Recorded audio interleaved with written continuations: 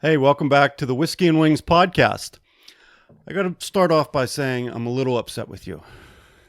Whoa, that's out of nowhere. I was led to believe that at this point we would be financially independent based on our sports memorabilia investment.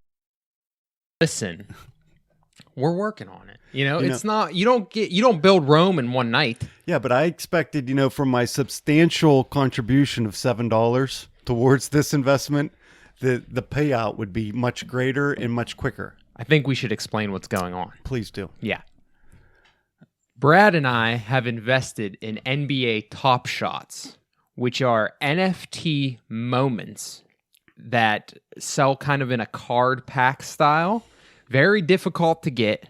We bought one pack for $14, and we're looking at profit of around, I'd say at least $200. Yeah. I understand this absolutely zero, right? I don't understand the concept, but on the tail of the what's the GameStop investing and which I missed out on. Right. Everybody knows I lost out on thousands of dollars. I bought 20 stocks of GameStop back in August, I want to say, for $6 a piece. And at one point, each one of those would have been worth $600 a piece. And I sold them when they made they were at $12 because you doubled. I doubled my money, but it's hard to look at. Yeah, all that tech-based, internet-based, the Bitcoin and what's the other, Doji? Ethereum. Well, Dogecoin and Ethereum are the big ones. Yeah. Litecoin. I don't understand all of that. I don't understand the concept of that, like say Bitcoin, where you mine for these Bitcoins that someone just said, hey, these are valuable. And then they're worth something. I think that's the scariest part with cryptos is it's all because someone says they're valuable right now, but what's saying they're not valuable tomorrow? Right. And I don't know a whole lot about, I understand what Bitcoin is and how it's mined. It's basically a computer doing a ton of really advanced math problems to then the program, the BitChain, rewards them with a Bitcoin if they can complete these math problems. Right. But I don't understand how it makes money. I know that the last Bitcoin will be mined in like 2041 or something. The way it you can only mine so many a year and it's running out. So there's like a finite amount of Bitcoin. And that's why I think Bitcoin will keep going up. The other cryptos, I'm not so sure about because I think there's infinite, like Dogecoin and everything. There's infinite. And they're basically copycats of Bitcoin. Yeah. So I don't quite understand those. The big thing that's happening now, which really blows my mind, and we're a part of it with the NBA Top Shots, but is the NFTs, which I was trying to explain these a little bit to you. But what's NFT stand for? It stands for non-fungible. What's the non-fungible? I was researching this right before we went on. Hold on. Technology? Yeah, it might be. NFT stands for... I was watching all these videos because I was actually looking at how much non-fungible token. Okay, I wanted to make sure I got that right. Basically, fungible means it can't be reproduced. Mm-hmm. So it's one of a kind. And these things are taking off. Did you see artists are making like NFTs? So they're purely online, but they're selling for like millions of dollars. The Lumineers... I think it was the Lumineers. They created an NFT. They put their record out as an NFT. But anybody can listen to their record, but there's one single NFT that sold for millions of dollars. So that one person can say he owns the non-fungible token of their record. Yeah, that makes no sense to me. The most expensive one sold for $69.2 million. So how do we get into this business? Well, anybody can create an NFT. It's just somebody has to decide that it's worth something. Yeah, I guess it's no different than a painter. A painter does something on a canvas that somebody says is valuable, And a lot of the YouTube videos I watch, they think this is kind of going to be like ways to mark intellectual property. There's going to be virtual property, like landscapes, things like that you can buy now with these NFTs so you have the only one. All right. Which to me, that's kind of dumb, like especially with like a record, like the Lumineers or whatever. can just go listen to it on Spotify. So I don't really care if I have, but I guess it's more for like super rich people that want to say they own these things. It's like owning the Beatles catalog. Yeah. You know? Yeah. Well, and then, so the Top Shots, the NBA Top Shots, they took that idea and they made a ton of these NFTs and put them in packs. And it's basically virtual trading cards is what we've bought into. Right. That are really hard. It blew up way faster than they ever thought it would. So the website's down all the fucking time. Like the first night, I remember my buddy told me about it before they ever even opened up. And he's like, we got to get in on this. And I'm like, all right, I love the NBA. I'm all for it. I like trading cards. Let's do it. We got in a waiting, like they were giving out 7,000 packs. We joined 15 minutes early when you're supposed to. We joined the wait list. We were 180,000th in line. Like it just skyrocketed. So these things, I mean, we bought a $14 pack. The cheapest card we got out of there is worth $15. Do you think a lot of this stuff is pandemic based? Do you think like due to the pandemic, people are just sitting around at home and they come up with these ideas with this because they have a lot of extra time on their hands? Like who has time in the non-pandemic world to sit around in line waiting for something virtual like that? Yeah, you're right. But 2 years ago, no one was doing this kind of stuff. Right. It could be pandemic related. I think the technology is becoming maybe more scalable, easier to transfer to things. I think Bitcoin whenever it started 10 years ago was so new. The whole idea was so new. No one totally understood it. Or trusted it. Probably. Yeah. Don't you wish we would have though? Right. But now it's easier to adapt. Like literally people are going out there. There's like YouTube videos on how to create your own NFT. You could go make a painting, create it as an NFT, and then sell it. Like there's, sorry, buddy, our third cast member is really making his presence known today. Yeah. But so I think it's going to keep taking off because I don't see cryptocurrencies going anywhere anytime soon. Do you? No. No. I wish I would have invested more in them throughout the years. Wasn't it the dude that, what was the dark web guy? Went to jail. The Silk Road dude? Was it Silk Road? Yeah. Oh, no, you're talking about the dark web. No, Snowden. The Silk Road dude. I don't know his actual name. But he went to Penn State. He had all this Bitcoin in his wallet and the feds got it.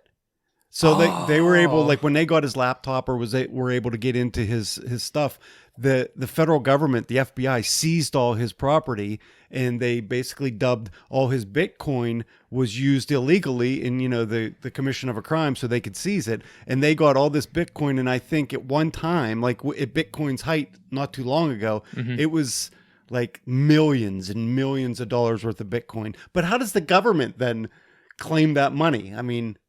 So that's the thing I don't understand with Bitcoin, because it is like, if you mine it, you put it on a computer, and then that computer dies or something. I don't understand where that Bitcoin goes. That's something I don't quite understand. You can have virtual wallets like Coinbase and things that hold that Bitcoin for you. But back in the day, early days of Bitcoin, it was literally like something you downloaded on a computer. So that's what happened to this guy. I'm sure they didn't have these virtual wallets back in the day. So it's probably just on a hard drive somewhere. They took it. And I think he was accepting Bitcoin for the drug purchases and everything. Right. So he probably had hundreds of them. God forbid you forget your password for that. Yeah. Could you imagine back in the day? Which sure has happened. You mine a few Bitcoin, it's worth a couple $1,000s. You kind of, forget about it. And then like, wait a minute, password 1 doesn't work anymore. Well, I know obviously I was friends with lots of nerdy kids going to school for computer science. So, and I was my freshman year was 2011. I remember this one kid was talking about it, and he's like, let's just put $100 into Bitcoin. Let's just do it. And in 2011, when I was a freshman in college, I didn't have 100 extra bucks. Right. So he was like, I'm going to do it. I don't know whatever happened to it. He has a yacht. Yeah. He lives on his yacht now. If you put $100 into Bitcoin in 2011, I don't even want to know how much that's worth right now. Because, I think one Bitcoin's worth $55,000. Right. And that would I don't understand how you make purchases with Bitcoin. So like you can buy a Tesla with Bitcoin. They accept Bitcoin. So do they? Yeah. So if one Bitcoin is worth 55,000 and you're buying something, let's say for 10,000, do you like give a partial Bitcoin for that? Yeah, that's how they work. It's It's just a standard unit of measurement that they're using, and it just happens to be high right now. Yes. Okay. I don't know the technical side, how you transfer 0.5% of a Bitcoin, those type of things, but that's how it works. It's So it's just more like a value dollar. based. It's just value based. Okay. All right. Yeah. Switching gears. Where are you at with the royals? This week made big news with the monarchy in Britain. Yeah, I don't pay attention to him at all. I know Princess Diane was a royal at one point, I think. You good there? Pops. Sorry about that. These early morning podcasts are not for you, are they? No, No, it isn't. It's 10:30 what is it called? Eastern time? Yeah, Yes. we're in Eastern time. Right. Yeah. You're not doing well right now. No. But no. So the big interview with Oprah was this week. I saw a bunch of stuff about that. What, it was just Harry and Meghan dishing on the royals? Is that really what it was? Because they left my experience with the royal family, or my knowledge, solely comes from the show The Crown on Netflix.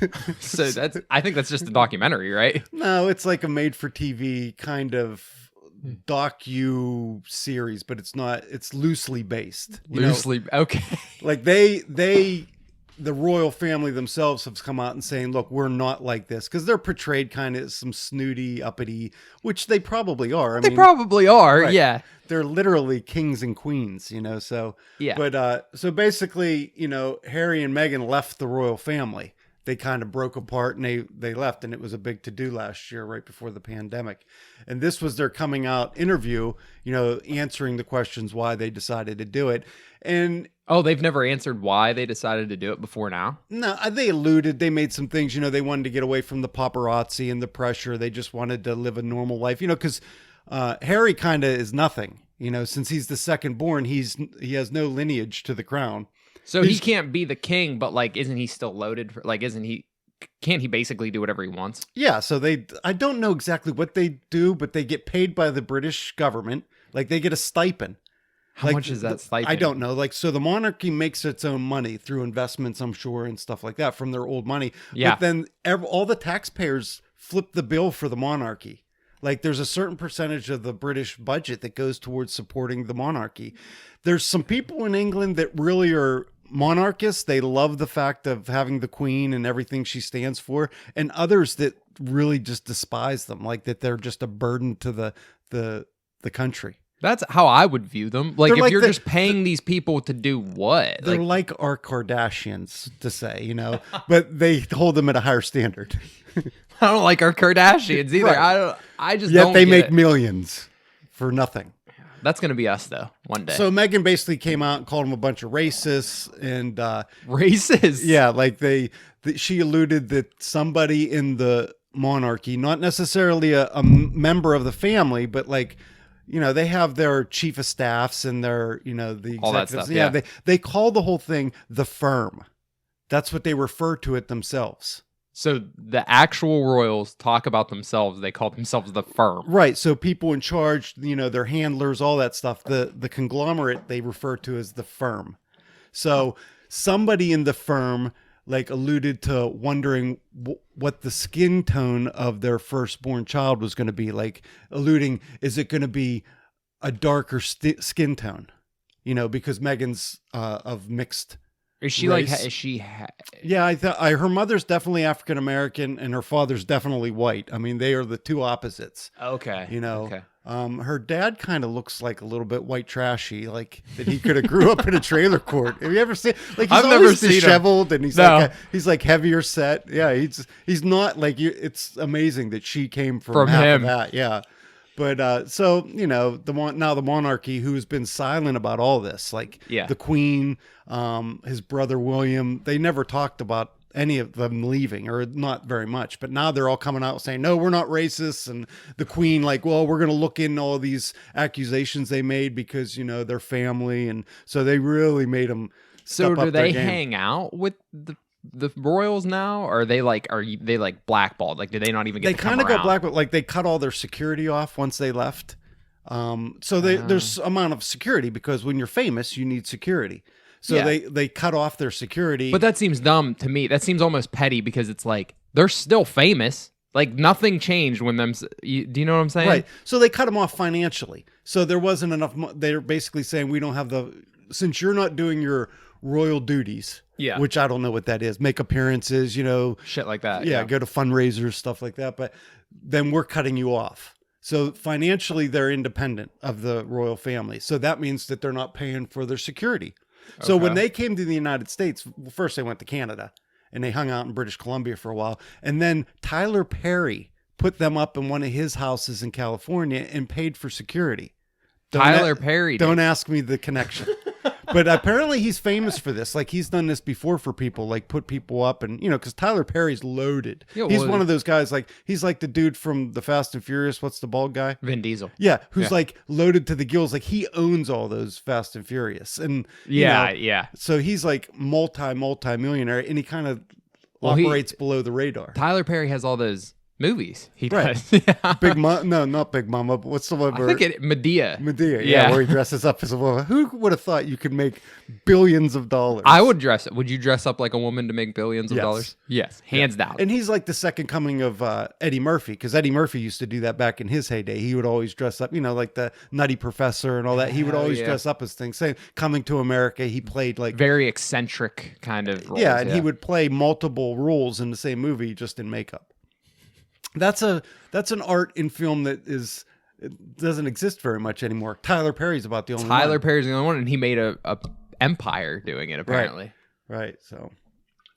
So Tyler Perry funded them. So I mean, she has to have a ton of money because she's a big time actress. Yeah, she has her, whatever. I know she was on a couple different shows that Suits. I never watched. That's the only one I ever saw. I think she was 90210, the second coming of 90210, or she was in some, TV series and stuff like that. But they're living off of his inheritance from Lady Di, like $10 million or something. Is that Diane? Yeah. He got $10 million from her. Yeah, like she had some, which was part of I think the divorce settlement when they got divorced, her and Prince Charles. Really? She got some jewelry from the crown, that was part of her deal whenever she was active. And then there was some settlement. I think she left both kids like $10 million or something. Oh, shit. That they couldn't get until they were 21 or something. I was reading about it. So does that guy have any skills? Like when you're a royal, do they make you? Yeah. Yeah, he was in the military, the British. He was a helicopter pilot. Like he was. Oh, really? Yeah, he was like an attack helicopter pilot during the Afghanistan war. No, I'm not in the military and all, but you've told me stories of like boot camp and how the sergeants or commanders were really tough on you. Mm-hmm. How does that work? Apparently, he was the real deal. So he would have been an officer. So he would have went through the the officer line where. So he wouldn't have been like the bottom, like an enlisted person. He would have started a step up. Right. Is what you're saying? Okay. Yeah, he would have started out as an officer. So it's a little bit more prestigious and still like boot camp style when you first go in. But I was listening to a podcast and they had this British special forces guy on. Mm-hmm. And he told the story where at one of the trainings that he went to, his partner was Prince Harry. And they were told it was maybe it was like a survival or something like that school. Mm-hmm. And they were told that there would be a special person in this class and they were to treat him normally. And it turned out it was Prince Harry. And this dude being like a high speed special forces guy, he wasn't enthralled with it. Like wasn't starstruck or anything, because he was basically a badass. So to him, it was just another dude. And so he made some snide remark about Harry or some, just smart ass remark. And so then the instructor paired him up with him. And then he ended up like the whole course was like, say 10 or 16 weeks or whatever it was. So he was with him all this time and he ended up being invited. They became good friends and he was invited to his wedding and everything. Really? Yeah. So he explained it that basically Harry was just a normal guy. Like you could hang out with him, but he was pretty much a badass. Like he wanted no special treatment and he pulled his own weight. Okay. So then I'll respect Harry a little bit more I than kind the of rest of them. remember Harry was the one that was always getting in trouble. Like he was caught in L.A. when he was like on a little college tour, and he was on these rooftop parties, and naked chicks running around, and he embarrassed himself a little bit, and they took a bunch of photos of him, and he had to apologize. You remember all that? Nah, when was this? It would probably been like probably close to 10 years ago when he would have been college age. Yeah, I was about 18 10 years ago. Yeah, college age. Yeah, I'm not really paying attention to the Royals when Right. you're 18. So There's bigger priorities on my agenda. But I saw a lot of the memes, about the Oprah interview. She's kind of woe, and I'm sure it's rough living in that thing, no matter how much money you have and everything.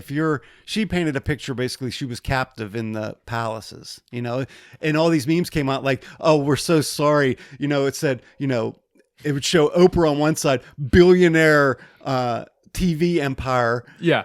millionaire royal family people on a gazillionaire's back patio talking about all your problems. You really put it in perspective, and I sat back and said, yeah, but money doesn't buy happiness, they say. I guess not, but it can buy you a lot of things, and those things do make me happy. Yeah, they're neighbors. Oprah and them, they live like down the street from each other, so they're doing okay, I think. And they signed a multi-million-dollar contract with like Netflix and something else. They're doing something. Are they? Yeah. Probably just following them around. The next Keeping Up with the some kind of show. I think one's based off of like they're raising money for something, so it's like like nature or something. Like they're doing a docu-series on something. See, to me, maybe if I watched The Crown, I'd be a little bit more interested. Yeah, the backstory of when Elizabeth became queen at a very young age, that was cool back in the day. Mm-hmm. That stuff, though, I've never been interested in that. They're just I'm much more impressed by people that earned their celebrity. Right. They most certainly did not.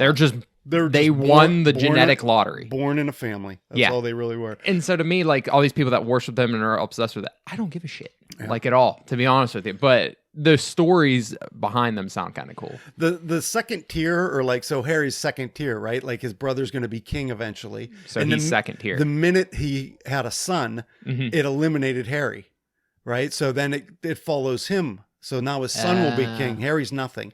The second tier people are the most entertaining. Like in the Crown, like Elizabeth's sister was the wreck. Like she was the drunk and always getting in trouble, and she just wanted to live her life, and she was always playing second fiddle, and so she was always disgruntled against her sister, but she felt that she was born to be the queen, and the queen never wanted to be the queen. It's a big thing. Yeah.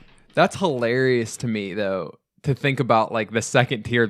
They're super famous. They have tons of money, but like no responsibility. So they're just out there partying, fucking around. Yeah. Put on this weird uniform every now and then, wave, ride a horse, go see some, they go on these tours and they make it seem like it's this job, well, we have to do our Australian, New Zealand tour because they fall under the crown, they're still part of the British Empire. So that's even though they're democratic or they have their own form of governments, they still like Canada still recognizes the monarchy. So who's more important in Britain? The Queen or the monarch? Or is it Prime Minister? The Prime Minister. Well, the government runs the country. The monarchy has no control. They have no say in the running of the country. They are more like a status. I think that part makes no sense to me. Like back during World War II days, like Churchill and the Queen, Elizabeth, because literally she was the queen. She was the queen in World War II? Just after. Like her father died. How fucking old is this lady? She's almost 100. She's almost 100? She's 92, 94, something like that. Wait, so when she dies, then William will be the king. Harry's brother. Oh, I'm sorry. No, Charles. Prince Charles becomes the king. So their dad.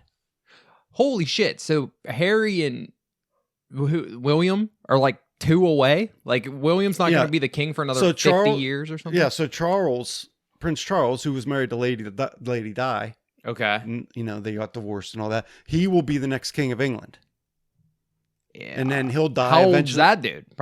He's probably in his 70s, I would think. 60s or 70s. That sucks so for William him. won't see the throne for like another 40 years. Because if he lives as long as his mother did, and his dad, his father's like 92. His father was just in a hospital last week. Oh, really? Yeah, he had some kind of heart procedure or something. But, he's old as dirt too. but they live. There's something about royal life, you know. They have some longevity. It's almost like having the top health care out there and Right. it leads to some long Yeah, life. the royal surgeon. Jeez. There's a whole world out there that I've just no interest in. But It's like adult soap opera. Kinda. yeah, like real world adult soap opera. Okay. Interesting. So what else you got? I think we need to read some emails. Yeah, because we did get some emails this week. Did we get two? 2 good ones. 2 really good ones. Yeah. And we have to. Read the one from my old podcasting partner first. We'll save the resume for last. Right. So our first email comes from someone named Susan Valeria. Which is actually an alias now, we've realized. So my buddy sent this from his wife's old email. Her maiden name, based on her maiden name. Trying to trip me. So, and it did take me 10, 15 minutes before I'm like, who the hell is typing this? I thought it was your brother in disguise. That Yeah. He created a fake email and sent it in, but... So read it for us. So it says, Dear Whiskey and Wings, new fan here. Can't wait to listen. I feel like this is an appropriate time to bring up the fact that rampant erectile dysfunction is ruining my marriage. With Brad being so damn old, I figure perhaps this is an issue he has come across from time to time. I've tried the little blue pill, but the 6-hour erections made doing anything other than the nasty an impossible task. I can't afford the medical bills from the constant ER visits, as the instructions say to seek medical attention after 4 hours. Any advice would be greatly appreciated. You guys rock. Keep it up. Signed, Floppy Francis. First off, is your buddy's name Frank? No. Okay, so... Skylar. Okay. Yeah. Well, my advice would be abstinence. Absolute abstinence. Yeah. That's what I've been practicing for a while now. Right, yes, abstinence. I love the email though. I really liked it coming from a different name because it threw us off. That was awesome. Skylar, we're definitely going to have him on here sometime. I mean, Sure. he's a podcast. He has 70. I was looking at our old podcast. He has 78 podcast episodes under his belt as a host. Oh, so maybe we should actually have him hosting. Yeah, he would know what to do. The only problem is he keeps having kids, and that really gets in the way of him doing anything fun. Yeah. Yeah. Kids are burdensome. Yeah. Yeah. Unless you get those stimulus checks. Don't even get me started on that bullshit. And then we had another, we actually had a job applicant. Now We asked for them. Right. We did. Yeah. So this is exactly what we asked for. And honestly, he's the leader of the pack right now. Right. I mean, it's impressive. It is. Go through it. So this comes from Scott. Greetings and salutations. My name is Scott. Longtime fan of whiskey, first-time viewer. Well, I think everybody was a first-time viewer. I'd like to start off by saying you two have the face for radio, and I agree. Hey, guess what? Fuck you, buddy. Brad definitely does, but I'm out here, I'm definitely the looks of this organization. So fuck you. After watching on YouTube, I will be tuning into next week's podcast. However, as a viewer, there are some things I'd like to see first. First, I noticed a podcast named Whiskey and Wings, and there are 2 dudes drinking Michelob Ultra and what appears to be a fruity beer. I'll have you know that was a hazy IPA. Motherfucker. I did get a lot of comments about the shameless plugging of Michelob Ultra, because at one point you set your bottle down and literally turned your label. Did I really? It looked like it was a product placement. They're sponsoring us. What can I say? Yeah, he says, "Where's your little chihuahua?" Basically, I don't know. Buddy's a huge fucking dog, first off. I don't know if drinking Michelob Ultra is a sign of femininity. I mean, I guess people do say it's a girly beer. I think it's just for guys, that care about the way they look. That's how I put it. Wow, that came off a little effeminate. Feminine, yeah.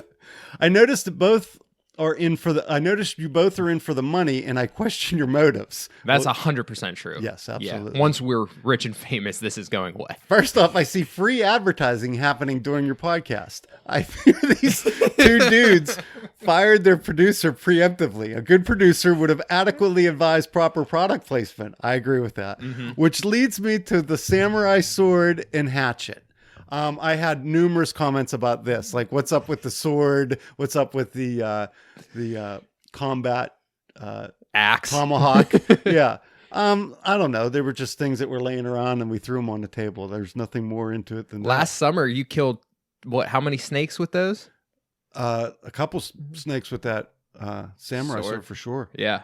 Um, I don't know why that's pertinent, but you did. Right. I know you don't want to be I know you don't want to pigeonhole yourself, but this could be the start of something. I have attached my resume for an executive producer position. I don't believe we advertise for an executive. We're producer. really in the world for a junior producer. Yeah, and our budget really basically is only that of a junior producer. Yeah, it really is. As of right now. So he also included, I guess, a visual resume. There's kind of some pie charts here and some things. Go over, just give us the highlights of All it. right, so his profile is he's an immensely skilled professional with an in-depth experience in more fields than one can possibly wrap their head around. I mean, this guy sounds intriguing. He does. His desired salary is $189,000 Interesting. a year, If we plus stock options. the stock options, we can definitely do the stock options. Right. And then he also is asking for a company jet ski.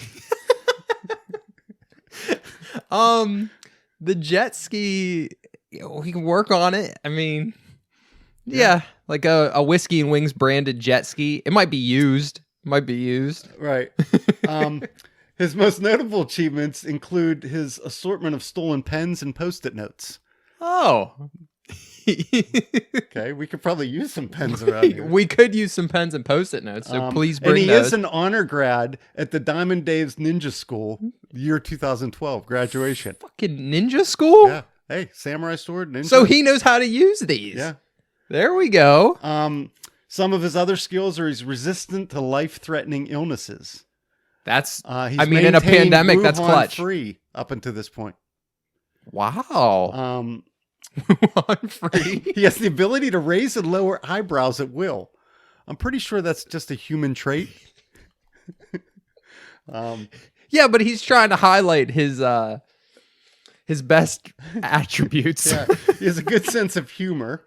What's this guy's name? Scott. Scott? Yeah.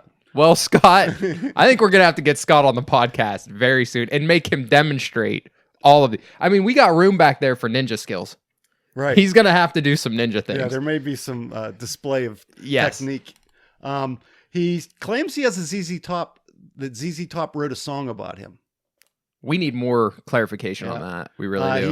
He is able to use chopsticks. Oh, fuck. I honestly, not a fan of chopsticks. No? I really think that forks, they're here for a reason. We don't need chopsticks anymore.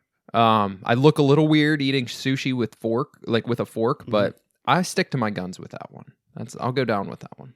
All right. He also claims he won a Clark Kent lookalike contest at a biker bar, and he has cat-like reflexes. Cat-like reflexes. And now you've seen this guy in person, right? I have. Does he look like Clark Kent? I could see that. Really? Yeah, and I don't know what show Clark Kent. Like I don't know, like Lois and Clark Kent, or Smallville. Definitely not Smallville Clark Kent. That's a handsome looking dude. That's a good looking motherfucker. Yeah. Tom Welling. Yeah. Yeah. And what was the dude from Lois and Clark? He later went on to host funny videos or something. Oh yeah, I did. I don't know his name. He was a football player too, wasn't he? Wasn't he like a collegiate football player? I honestly don't know. You're talking about stuff from like when I was a kid, Remember? Yeah, I'm but he's super young. sports. You're a sports guy. The guy from Lois and Clark from like the 90s. Yeah. You're talking about? Mhm. I honestly don't remember. I know I can see him. Let me see. Lois and Clark. What was his name? Do you have any idea? No. No. If you say it, I would know it. Lois and Clark. It doesn't even come up. All it's coming up is Lewis and Clark. Like I give a shit about that. So Lois and Clark ran from 1993 to 1997. From the time I was 1 to 5 years old. Dean Cain was his name. Right, that's his name. Yeah. Yeah, and the chick is the chick in Terry Hatcher. yeah. I don't know what she did either. She was in that her most recent Desperate thing. Housewives. Yeah, Desperate Housewives. Oh, she was in Tomorrow Never Dies. She was a Bond girl. Nice. That's a good one too. Mm-hmm. All right. Well, do you have anything else for us? No, I think I'm good. I think that was a stellar first episode. Yeah, I'm happy with it. I am too. We're gonna try to keep it up weekly, right? Yeah. That's what we're going to shoot for. Yeah, so we can stay a little current. Speaking of current, today is Daylight Savings Time Day. Yeah. Or however you would phrase that. What the fuck is daylight savings time, Brad? I figured this is a good question. They probably instituted it around when you were... Right, World War II times. Yeah, so like when you were in the military. I used to think it was done during World War II. Like I always heard the old wives tell that they invoked daylight savings time to lengthen the factory, like working in factories for the war effort. But it really has nothing to do with that at all. Like I looked this up. It was invented by like the Germans. Like Europe first came up. Ironically, Canada was the first. Like British Columbia or something, like a small area in Canada did this in the early 1900s. Like I'm talking like 1908 or something. And then shortly thereafter, like in the 19 teens, Germany or some European countries invoked it. And it's basically to extend daylight in the summer months. Like, so you can take advantage of daylight towards the end of the day more. So you add an extra hour, you know, and it extends it a little bit. And the closer you get to the equator, they don't do it because there's not a lot of difference between day and night. You know, it doesn't fluctuate throughout the year. You know, how it gets dark. You know, like less light during the winter. So that's basically what it is. It was to keep it light longer in the day. So in other words, you're sitting out on your deck at 8 o'clock and it's still light out versus it getting dark at 7 o'clock in the summer. So what's the real time then?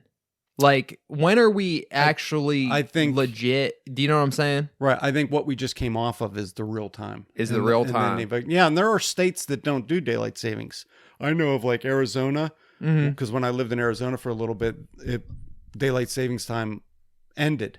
And I remember them not changing, so that you didn't change your clock. But so you used to be 3 hours different from the East Coast, and it went to 2 hours because they changed and you didn't. So it fluctuates in Arizona alone. And then Hawaii doesn't do it either, but they're kind of out there on their own and no one knows what they're doing anyway. Way out there in the ocean somewhere, yeah. Okay. So it's always confused me. I like the one in fall because you fall back and you get an extra hour of sleep. Right. This one sucks. But then it gets, well, it only sucks for a day or two. And then you get used to it. I like the fact that it's 9 o'clock and still daylight. Yeah, I guess today... It'll still be light out until what, 7 o'clock at night now? Oh, probably a little later than that, yeah. And then it just gets longer as the summer goes. Okay, so it's just like an annoying thing because I don't actually know. You know, and there's a constant bill in Washington to eliminate it, and it never passes. Why? Who's opposing it? Like, well, they just want to like, what's the just stay on daylight savings, stay right here where we're at right now. That's what they want to do. Don't go back to the old. Don't turn the clock back or whatever. I guess it would just be we'd always have an extra hour at night, right? Well, it would be what they wanted it to be in the summer, and then in the winter it would just be the same. I don't know what the difference would be. You would get used to it. Yeah. They just want to do away with this flipping of your clock twice a year. Yeah, because it fucks people up. Yeah. Like twice a year. It was so annoying. I had to change the time on my microwave and oven this morning. So like, I have a radio. Like under counter radio in my kitchen. What? Like a under cabinet mount. Interesting. You know, it's like a radio. Okay. In the kitchen, so you can listen to music. Oh, all right. It's just a thin little... I just put TVs everywhere, Brad. Right. But this thing is not like internet based. Like it's not connected to the internet or anything. Just a radio. Just a radio plugged into Does it have like a cassette player too? CD. Oh, it's CD. Okay. Yeah. Okay. So with a constant, I think Elvis Presley Christmas is in it. So you've never taken that out, huh? No, it's either Irish drinking songs or Elvis Presley Christmas are the two CDs. Do you ever play it? Do you play it around Christmas time? Yes, my wife plays it. So then at Christmas time you'll play the CD, but the rest of the year it's just radio. Right. Okay. So this clock changes time for daylight savings time on its own. How does it know how to do that? Like, I think I probably programmed it in one time, and I'm talking, it has to have an internal battery because, you know, power failures, things like that. Yeah. It never loses time, and it changes automatically for daylight savings time. However, it wasn't too long ago. I want to say it was with Bush, under George Bush II. that he changed. They pushed daylight savings time. They adjusted it a little bit. Like it falls now a month later than what it used to back in the day. Okay. Like they made an adjustment at some point. I forget who did that. Yeah. But this clock, no, I've had this clock for that since then. How long have you had this clock? Pretty long, to be honest with you. What, didn't he leave office in 2008? Yeah, I bet you. Oh, for sure, I've had this thing for that long. Holy shit. It's a Sony. They make good stuff.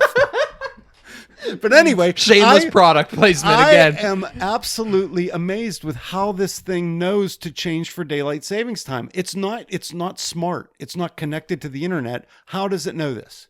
How does it know that something in legislature... Can they transfer it via radio wave? Is there a...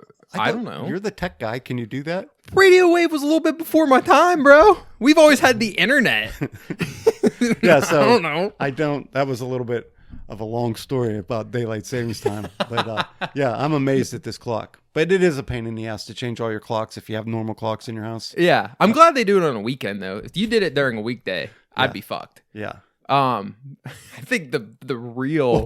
Well, people just wouldn't show up for work. No, exactly. Ever. Right. I think the main climax of this story, though, is definitely that you have a clock from 2008 or something that has a radio from an Elvis Presley.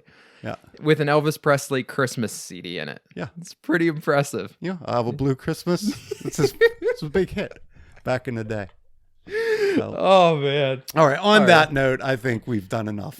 Yeah, I think that was a great episode. We've done enough damage for this week. All right. Thanks. Keep emailing us, guys. Yeah, keep emailing us and have a great week, guys. All right. Bye.